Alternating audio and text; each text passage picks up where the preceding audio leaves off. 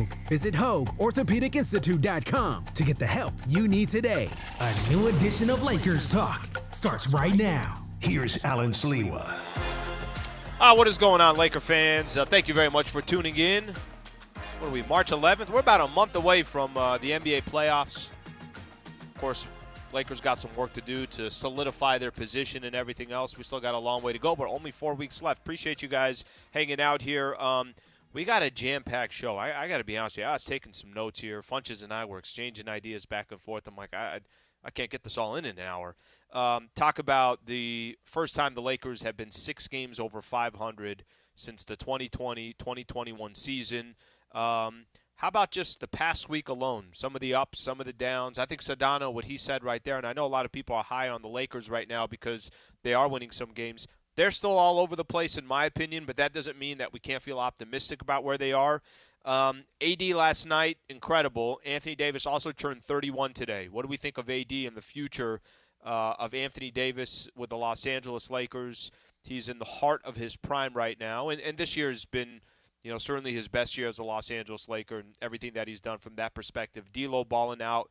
The West is all over the place. I saw some great quotes from both Austin Reeves and Anthony Davis about what they think of the Western Conference and the NBA standings. So we're going to jam everything in. Ohm Youngmisuk, who covers the NBA for ESPN, is going to join us at 7:30. Let's start with this. I think the 6 games over 500 was – believe it or not, I'm not trying to be dramatic, and I'm also not trying to be I'm as best as I can possibly describe this team. 6 games over 500 really actually does feel like a big deal.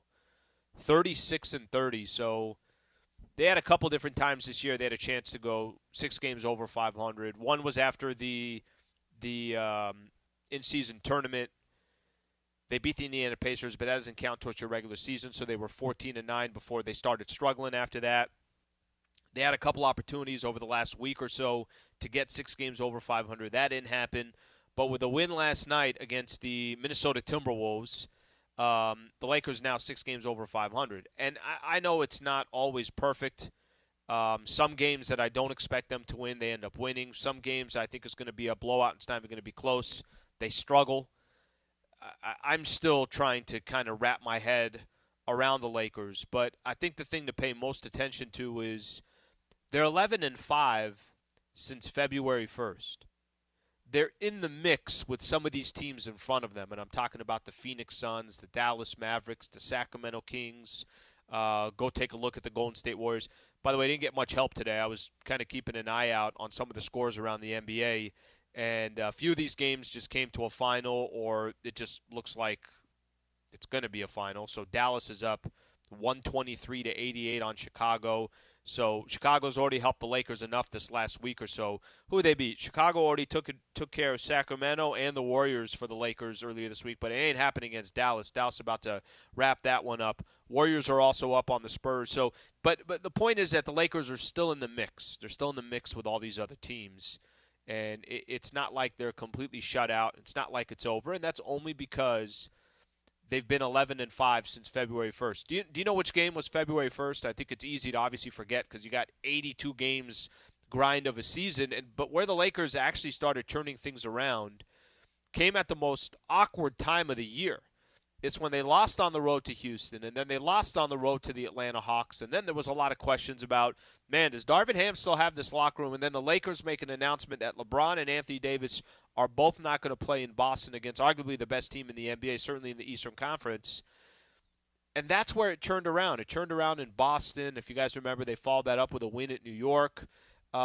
Here are some of the teams that they've beat since February 1st. So something just to keep in mind. I know it doesn't tell the entire story, but I do feel like it tells part of a story.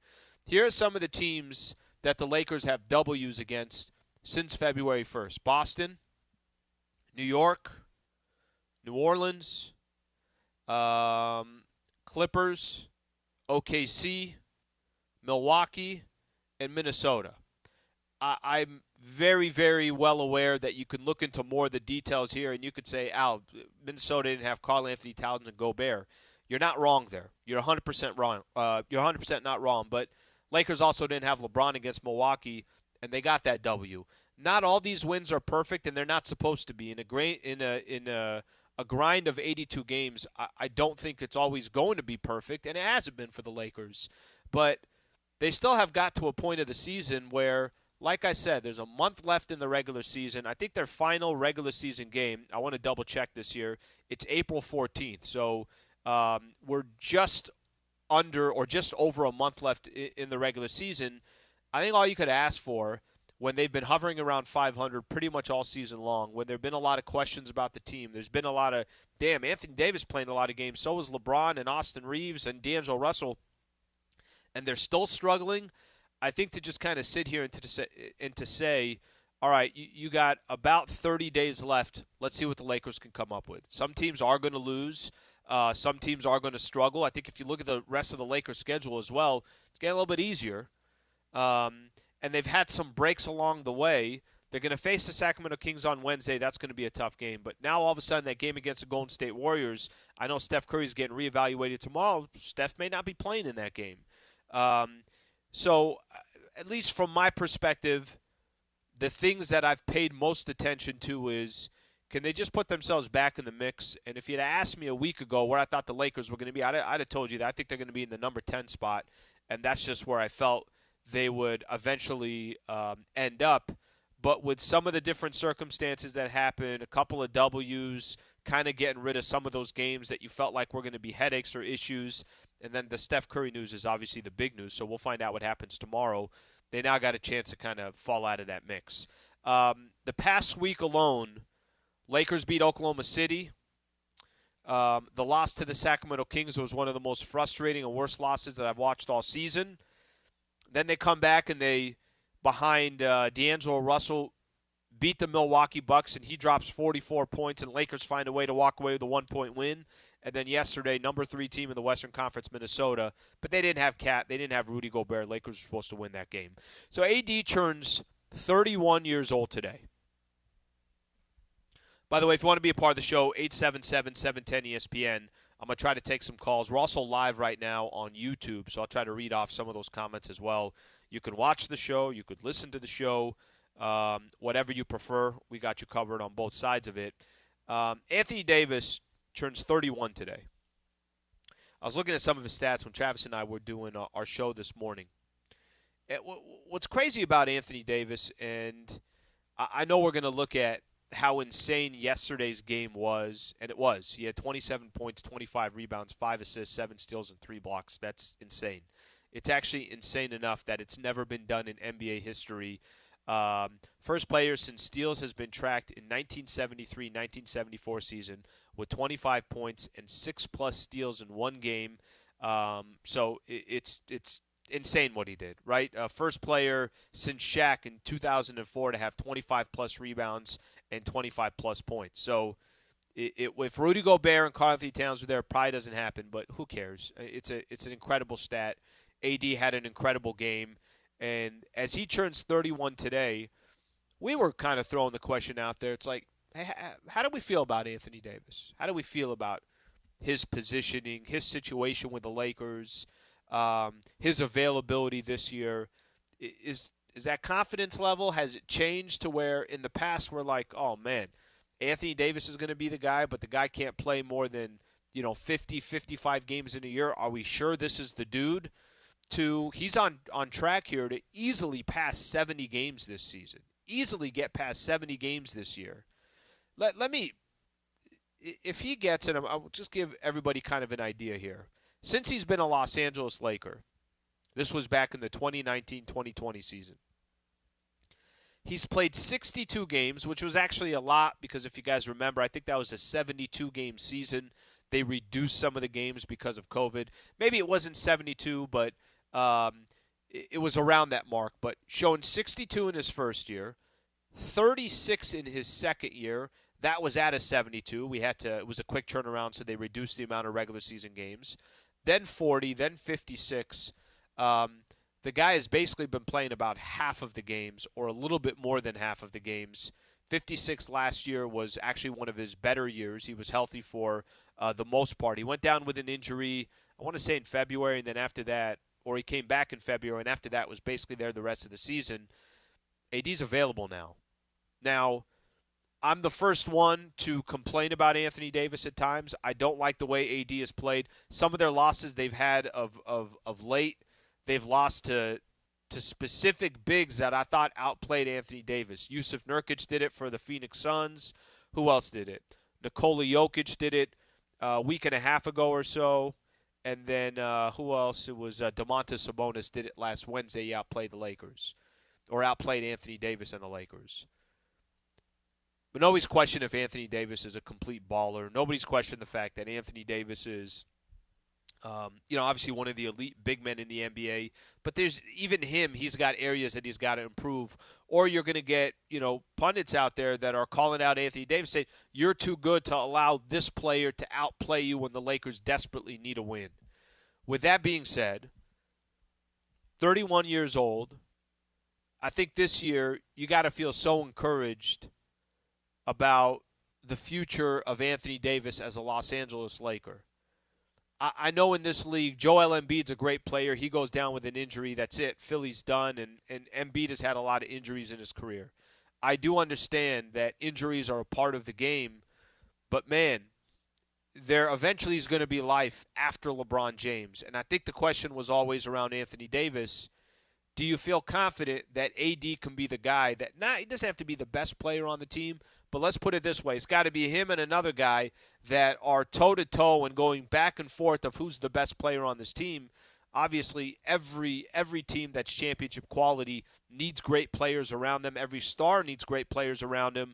But you got to feel a lot more comfortable about the AD situation than I think in the past. And like I said, a lot of that has to just do with his availability. That's a big reason why.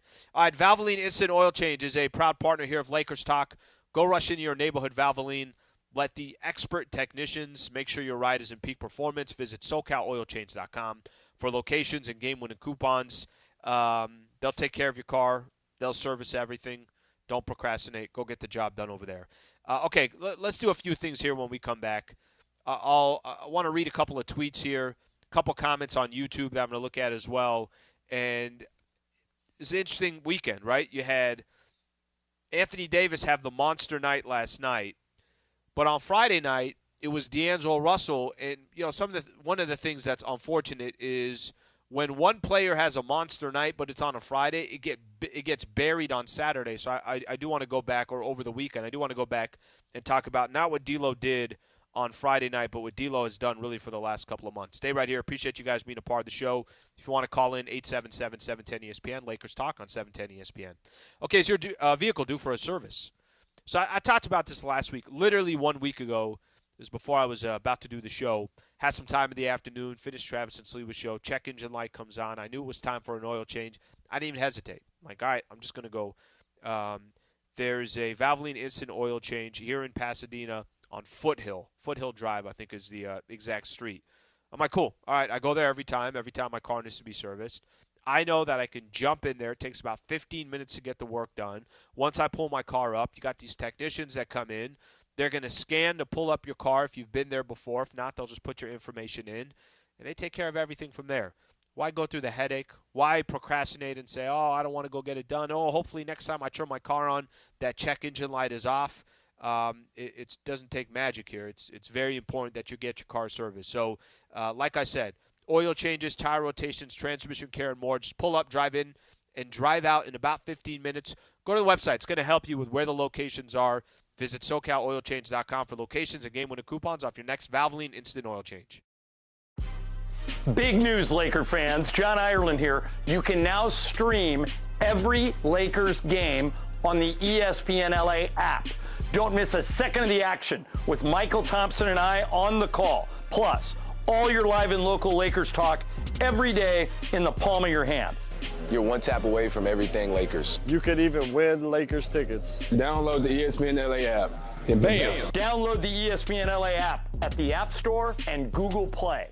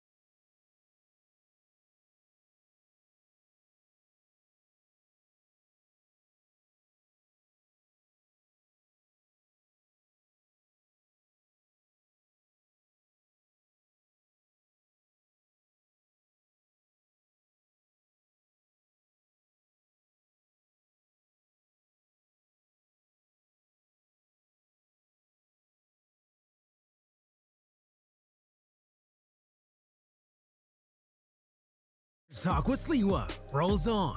Back to Alan Sliwa. All right, we got Ohm Youngmisuk coming up in about 10 minutes or so. We're going to talk a little Lakers and NBA with him. Let me squeeze in a quick call here. Appreciate everybody tuning in. Let's go to Eddie in L.A. Eddie, what's going on, bud? You're on Lakers Talk. Hey, Slee.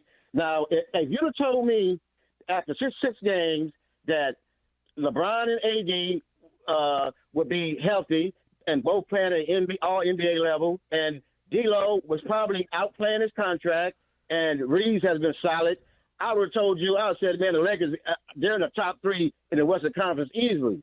But they're not because, for one thing, injuries, and two, a lack of defense, and three, no bench. And they've just been inconsistent the whole season. You know, win some, lose some.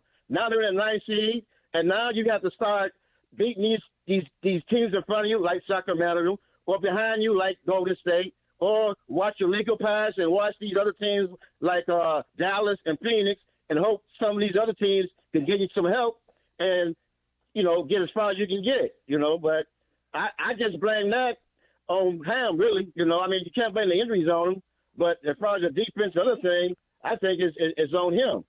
Eddie, I appreciate you calling in. Okay, a couple things here. There's a lot of reasons why they're, you know, like you said, they're in 9th place. And the worst position you want to be in, I've heard Darvin Ham talk about it a lot, the worst position you want to be in is where you need help. You need some help from other teams. Well, today, Lakers didn't get help. And, again, this is not the spot that you want to be in. Phoenix went to Cleveland and got a W. That's big for them. They stay now 3 games over the Lakers in the loss column. Dallas went to Chicago, blew them out, 35, something along those lines. They won by, and a 2-game cushion in the loss column, plus the tiebreaker, and then the Warriors got a win tonight as well. So Warriors still behind the Lakers in the standings, but they inch a little bit closer. I think what you said about the Lakers bench, I don't disagree there. Lakers got no bench. They're literally, the bench does not exist. I was a big fan of Spencer Dinwiddie coming to the Lakers, but the reality is he has not been that good for the Lakers so far. Did have a big block, which I'm going to get into in a second, when the Lakers beat the Bucks. But the last thing that you want to do is kind of depend on other teams. At least I will kind of I'll give the Lakers the benefit of the doubt on this. They put themselves back in the mix, and part of that is because of games like Friday night. So I want to go back a couple nights ago. I just gave AD a lot of credit for what he was able to do yesterday. I have talked about in the past, I know I've mentioned this, I guess you could just look at it.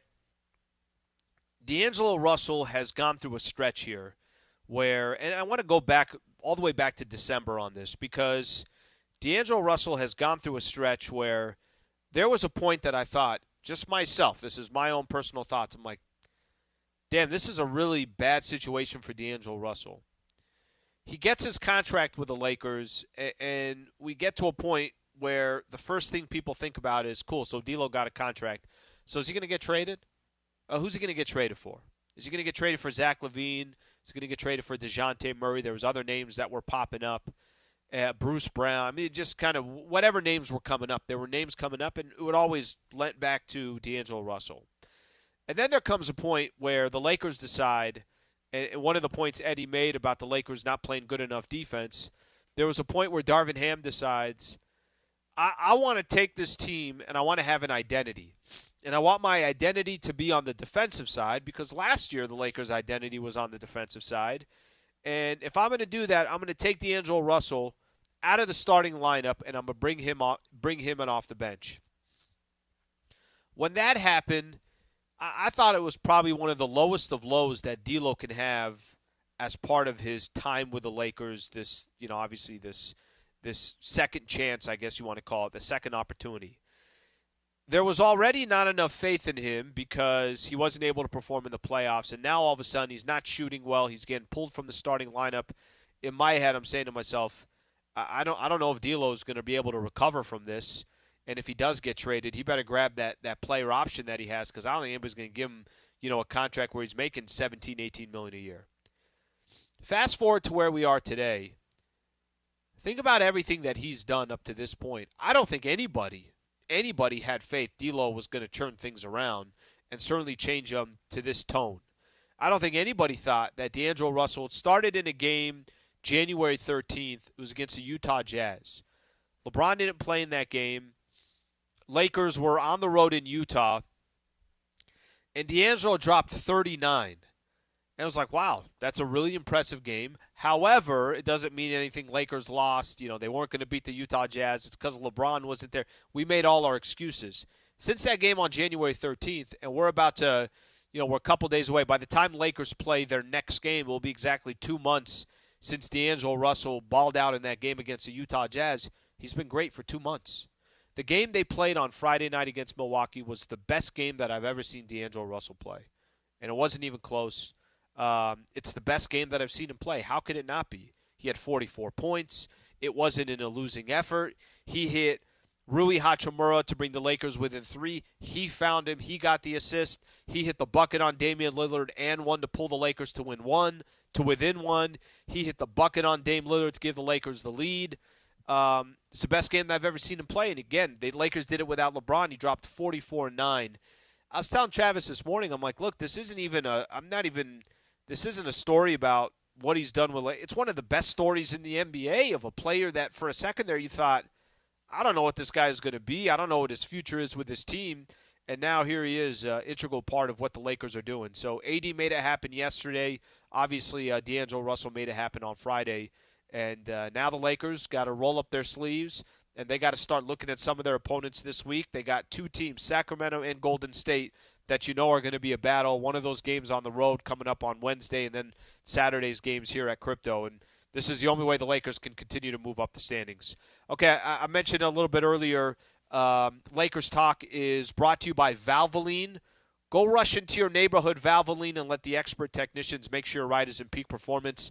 Visit SoCalOilChange.com for locations and game-winning coupons. Big shout-out to Valvoline for being a proud partner of Lakers Talk now for a number of years. Ohm Youngmisuk, who covers the NBA for ESPN, he's coming up next. We'll talk some Lakers with him. I also want to talk about the Western Conference with him. Seems like both of these leagues, the West and the East, but specifically the West, they're all over the place. So we'll do that coming up next. Stay right here. This is Lakers Talk on 710 ESPN. Okay, Go Safely California. It is so important to talk about their messaging and how important it is to be a part of a show that is, or be a part of a partnership that is so highly encouraging for people to be smart whenever they go out. Whether you're heading to the stadium to cheer on your team or going to watch a game at a friend's house, commit to the Go Safely game plan. What does that mean? If you plan a drink, plan ahead, leave the kids behind, and get a sober designated driver. Still need a sober ride home? You have options. Use public transit or a ride-hailing service and stick to the game plan. Please do me a favor. Pay attention to this message. Go have a good time at a game. Go have a good time at a friend's house, buddy's house, whatever the case is. But have a plan when you go. Remember, alcohol controls your actions and your reactions, especially behind the wheel. 37 people are killed in drunk driving crashes every single day in the United States. That's one person every 39 minutes. Like I said, pay attention to the message. Go Safely California from the California Office of Traffic Safety and Caltrans. Hey, it's Mace. Big news, Laker fans. John Ireland here. You can now stream every Lakers game on the ESPN LA app. Don't miss a second of the action with Michael Thompson and I on the call. Plus, all your live and local Lakers talk every day in the palm of your hand. You're one tap away from everything Lakers. You could even win Lakers tickets. Download the ESPN LA app and bam! Download the ESPN LA app at the App Store and Google Play.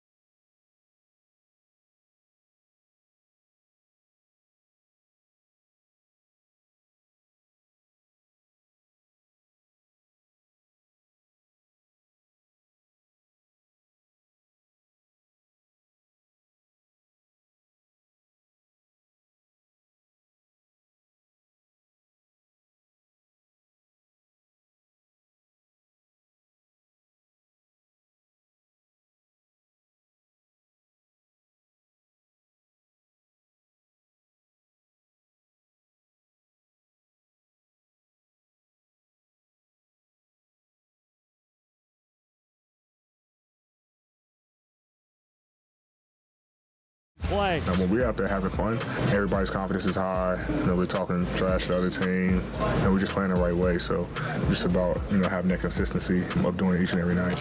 Lakers Talk is presented by Hoag Orthopedic Institute. When pain keeps you from doing what you love, Hoag Orthopedic Institute gets you back to you. Proudly founded by premier physicians in partnership with Hoag. Visit HoagOrthopedicInstitute.com to get the help you need today. Another edition of Lakers Talk continues. Back to Alan Sliwa. All right, big game for the Lakers. Only 2 games this week, but both of them big. Sacramento in Sacramento coming up on Wednesday, and then on Saturday, Lakers host the Golden State Warriors. Got another 4-game homestand before they go on the road for 6 games. Want to welcome in Ohm Youngmisuk, who covers the NBA for ESPN. Ohm, always appreciate you coming on, brother. We got I don't even know where to start here. I got 50 Laker questions, 75 questions about the Western Conference, but thank you for taking the time.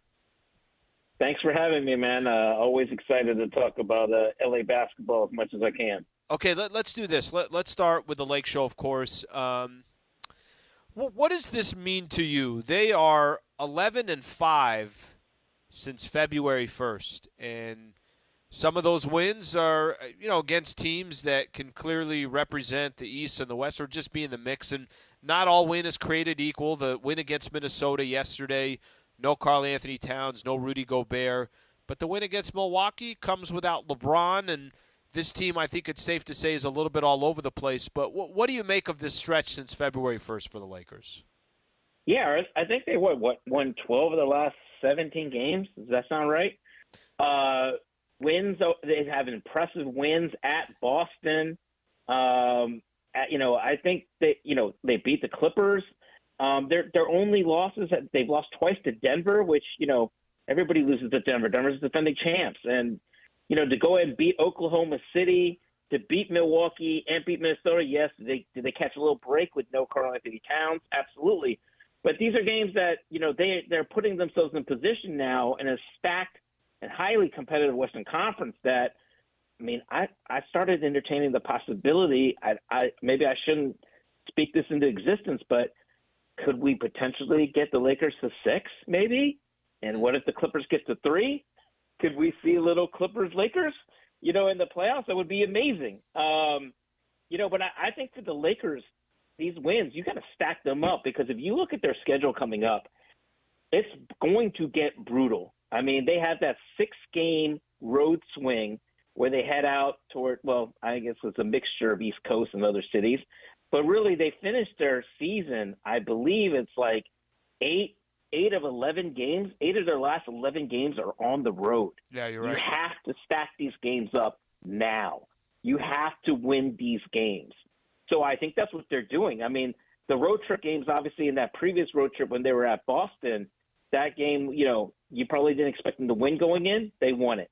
They won at New York. And, of course, Charlotte, you have to handle your business. And so I think what they've been doing is they've been stacking up these wins now. And now you look at Sacramento as a pretty pivotal game, very tough place to play at. But then they get Golden State at home. They got to win that game. They got to win Atlanta. They got to win Philadelphia with no Embiid. And then I think Indiana comes in and, obviously that's a West Coast trip for Indiana, so it's a tough trip. You got to take advantage of that. And then you hit the road. So, you got to stack up all these wins before you hit the road, because it's only going to get a lot more competitive as we get down the end of the race here in the Western Conference. And if you look at the Clippers side of things, the Clippers have a brutal schedule. They play 17 games in 31 days this month, and then their April is jam-packed. They got a bunch of 5 games in 7 nights. They got a bunch of back-to-backs. So who knows? Even the Clippers could slip in these standings. Phoenix is always one injury away from maybe slipping down the standings as well, because they've been dealing with a lot of injuries. So, I think for the Lakers, you just keep racking up the wins, and you got to keep playing better and better. That's the whole thing, and I think LeBron would tell you that. You want to play your best basketball heading into the playoffs. How do you think the rest of the league feels about the Lakers, and specifically the Western Conference? Because I'm going to read you a quote here, and I think I've heard LeBron say something similar to this, and AD said, we can line up against anyone and lose. We can line up against anyone and win. And that's kind of been the Lakers. And how do you feel with some of your interactions with other players or executives? Do you feel like there's a lot of teams that look at the Lakers and, all right, I have enough familiarity with what certain players on this franchise have done before. I have enough familiarity to know that that's LeBron, that's Anthony Davis. But at the same time, they're also a team that at times seem very vulnerable. Mm-hmm. I don't think, in a 7-game series, you probably look at it like, okay, LeBron's older, right? LeBron is still playing great, but he's older. And Anthony Davis, well, if he's playing at 27 points and 25 rebound level and 7 steals, you don't want to face that Anthony Davis. So I come on the show and I talk with you a lot of times, and I always say, to me, you know what you're getting with LeBron, even at this age. The key is Anthony Davis. If Anthony Davis plays at a top 5 level, and I'm not saying he's going to be able to produce 27 and 25 every night, but certainly he can be better than 14 and 11. And I think, if you get that Anthony Davis that's at probably 30 points and 15 rebounds, that's a problem for teams in the playoffs. And he's a tough matchup for them. And then you have D'Angelo Russell, who's playing terrific. Now, here's the thing. As good as D'Angelo Russell's been this month to me, he's got to prove it in the playoffs. Because what I remember the most is him kind of disappearing against the Denver Nuggets. And so I need to see D'Angelo Russell do that. Could they build his confidence up heading into the postseason where he can? Yes, if he can continue playing this way. Another thing I'd also like to see is maybe D'Angelo Russell have the ball in his hands and play make a little bit more so that he can do it in the playoffs. Because you can't keep the ball in LeBron's hands all the time. Teams will start to try to take that away from him. You're going to need another playmaker, whether it be Austin Reeves or D'Angelo Russell. And so what D'Angelo Russell is doing now is great, and hopefully that builds his confidence going into the playoffs. He can be that other factor. There needs to be one other player outside of those two big guys to really help them, whether it be Austin Reeves or D'Angelo Russell in the playoffs, because teams are going to try and take away the other guys. I mean, eventually Anthony Davis is going to have to deal with a Nikola Jokic, and so his hands will be full. And then LeBron is going to try to do everything that he can, but he's going to need some help too. But to go back to the very first point, if Anthony Davis plays like a dominant top 3, top 5 guy, I don't want to face them in the playoffs. And I mean, I've always said this with the Denver Nuggets. Like, how do you stop Jokic, right? Everybody thinks about, do you double team him or do you play him single up? The best way to stop Nikola Jokic, in my mind, is to get him in foul trouble. And there's only a few handful of players that can get Nikola Jokic in foul trouble. Anthony Davis is one of them. Ohm Youngmisuk, who covers the NBA for ESPN, taking some time to join us here on Lakers Talk. Ohm, you mentioned D'Angelo Russell there, and it's interesting that you put it that way because D'Lo has been – I kind of went through where he was back in December, and all of a sudden now he's coming off the bench for the Lakers and all the trade rumors, and every time a trade is mentioned, it's like, yeah, throw D'Lo in the deal. For him, for really the last couple of months to kind of change things around the way he has, and I get the hesitation about the playoffs. I don't blame you at all, but I didn't think that he had this in his game. He's had a handful of games now for the Lakers where he's led them in scoring. He's had a handful of games where he's led them in assists.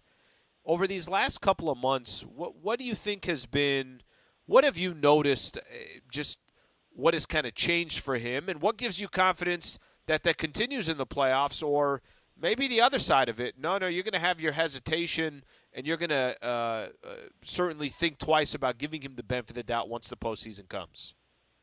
I mean, look, I get it. His tear kind of started before the trade deadline, but really for a lot of players, you start to see guys play a little bit better right after the trade deadline, just because you always have to factor in, and I think fans sometimes forget about this, and even sometimes reporters, that when you're approaching the trade deadline, that is an anxiety-filled time for a lot of players, especially when you're playing on a LeBron James team. Look at just the Laker rosters we've seen since LeBron has been a Laker, and what those role players have gone through. I mean, I'll never forget seeing that Lonzo Ball, Josh Hart, Brandon Ingram, Kyle Kuzma, Alex Caruso group around LeBron James and, hearing that chant of LeBron's going to trade you in Indiana. These are things that those guys have to go through, and that mentally those things affect you as you lead up to the trade deadline. I think, D'Angelo Russell, something must have clicked in him where he just basically either got motivated by all the trade rumors or he started to get just really comfortable. Maybe he got word that he wasn't going to be traded from his closest people, things like that. I mean, listen, I did this piece talking to numerous players right before the trade deadline of what it's like to be traded at the midseason trade, how your lives are turned upside down. Almost all of the guys that I talked to that were traded at the trade deadline, like literally like minutes before the deadline, were literally telling me stories that my agent would call me 15 minutes before the trade deadline saying, you're safe, you're good to go, you're not being traded. And then they would be traded like 5 minutes before it. So you never know what to believe. You know what I'm saying? Like your agent probably is giving you credible information at that time. You know what I mean? But things change. And so once you get past that trade deadline, you can relax, you can breathe, you can play better.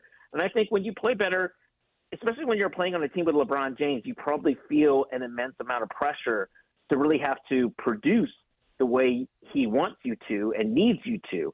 And I think what you've seen, like I never take for granted when I see LeBron James tap D'Angelo Russell on the head after he hits some ridiculous shot and really kind of pumps him up after, going into a timeout or going to the huddle. I think those are all big things for somebody like D'Angelo Russell, because when LeBron James shows you that, now all of a sudden your confidence is going a little more sky high. Again, this is the regular season. We'll need to see him do it in the playoffs, especially against a team like Denver. But for now, I think that's what you're seeing is probably a guy that's coming into his own. Maybe it might have taken him time. This is always the D'Angelo Russell we knew he's capable of doing all of these things. He has that silky smooth game, that effortless type of game where he can score a lot of points. But now it's all coming together, and who knows why he does that for some players. Sometimes it comes a little bit later in their careers, but it's pretty fun to watch for D'Angelo Russell. Let me play out a scenario that, listen, it's going to sound like a doomsday, but it can definitely happen. This is just the Western Conference. Let's say the Lakers got in the play-in tournament and weren't able to get out. They ended up a number 9 seed, which is where they're sitting right now, and Dallas and Sacramento, one of those teams eliminated them, or maybe even it's Golden State. Just the whole point of it is, let's say they were not able to get out of the play-in tournament. What do you think happens in the offseason? You know what? Short of them getting to the NBA Finals, I think even if they were to get to the Western Conference Finals, and this is just me speculating, but sure, I feel like the Lakers are always going to look to make a significant change to try to, better themselves to really be a title contender. You have to. And the Western Conference is always going to be an arms race, right? If you just look in your own city, the other team on the other side has 4 future Hall of Famers. You know what I mean? So you're always trying to stack talent. And we know that the Lakers have that capability where they're going to get more first-round picks, and maybe the salary cap will be a little bit more amenable to trying to get another star and chase that other star.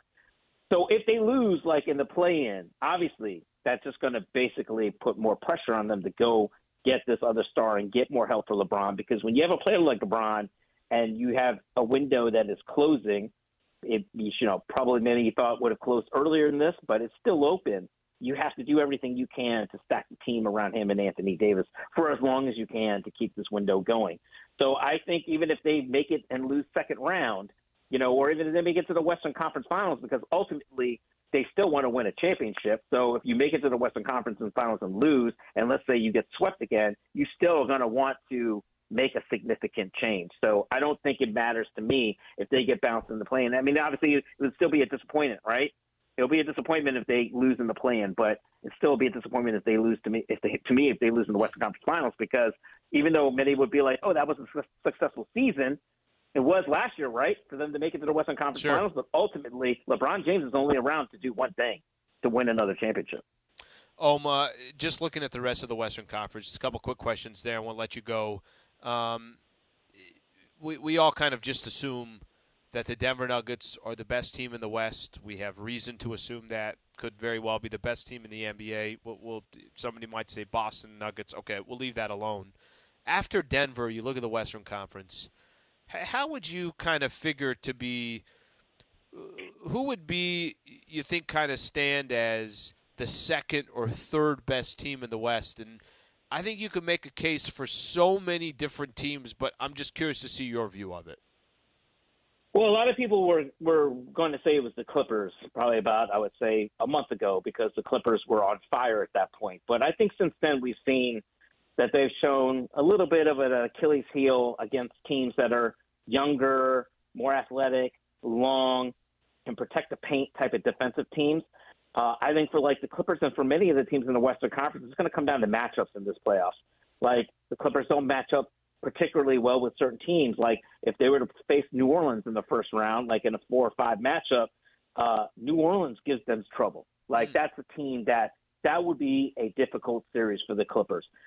Minnesota now with Karl Anthony Towns, we don't know when he's coming back.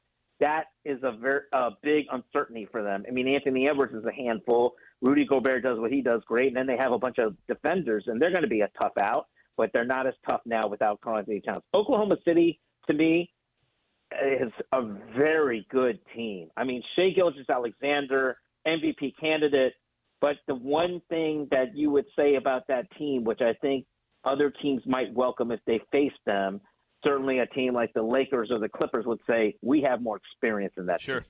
And we can take advantage of those younger kids because they've never been to this point before. And that's something that we have the edge over. All veteran teams feel that. Like the Clippers are like, we haven't been playing our best basketball. But you know what? All we need to do is play great the week or two heading into the playoffs. And we like our chances against anybody because we have guys who know what it takes to win, and we have veteran leadership.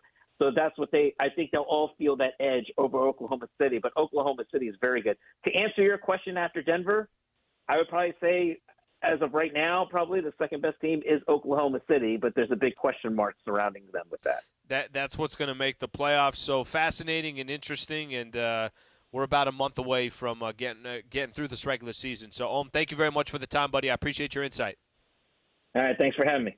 All right, that is Ohm Youngmisuk, who covers the NBA for ESPN. We come back, got some final thoughts. I do want to play a clip here from Shams Charania has given an update on Gabe Vincent. We'll do that coming up next. Stay right here. This is Lakers Talk on 710 ESPN. At Roger Dunn. Big news, Laker fans. John Ireland here. You can now stream every Lakers game on the ESPN LA app. Don't miss a second of the action with Michael Thompson and I on the call. Plus, all your live and local Lakers talk every day in the palm of your hand. You're one tap away from everything Lakers. You could even win Lakers tickets. Download the ESPN LA app, and bam! Download the ESPN LA app at the App Store and Google Play.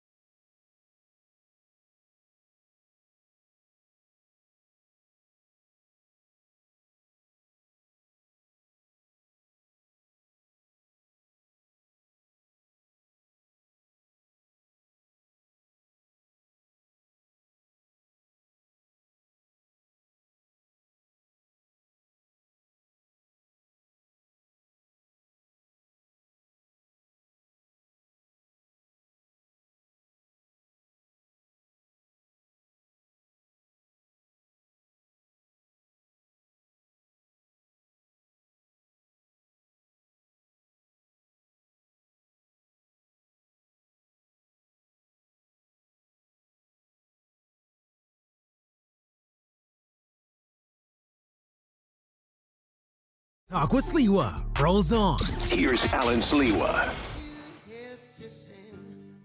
Thank you again to Ohm Youngmisuk, who covers the NBA for ESPN. Fantastic content always from Ohm. I want to spend a little time here talking a little bit about the upcoming week and then also some scores around the NBA. But before we do so, Run It Back, which is part of FanDuel TV. Shams Charania was on there, and he gave some updates on – take a listen here because there's an update on Gabe Vincent and there's an update on Jared Vanderbilt. Take a quick listen here.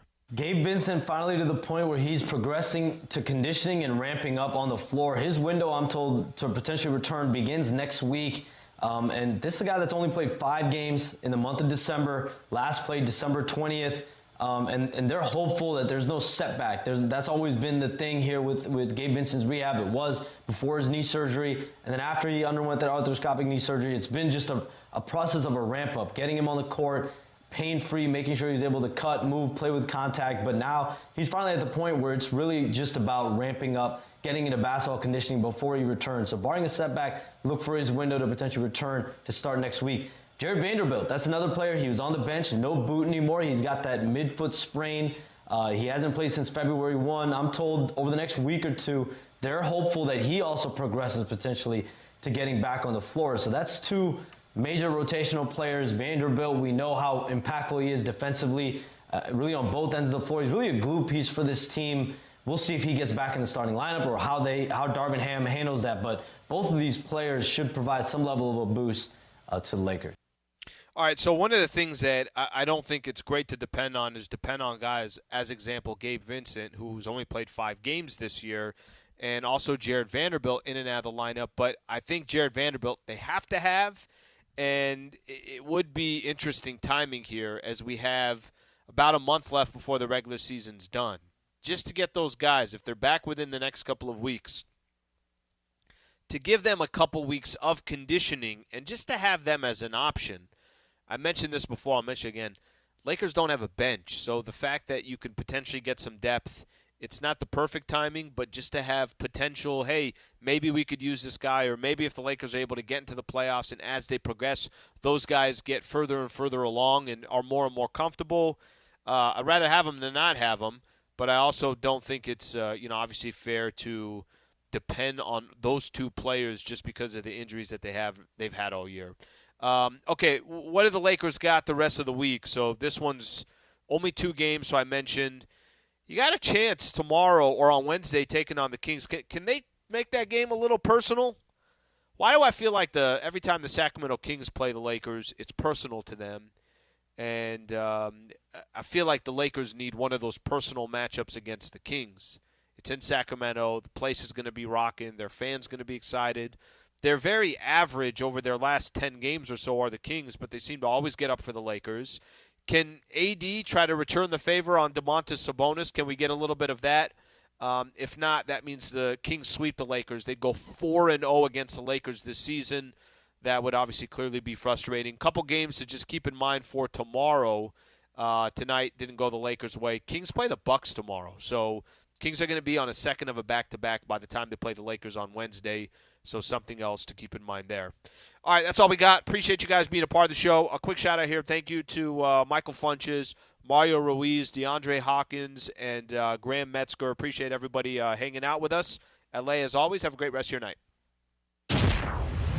It was 2003, October 29th.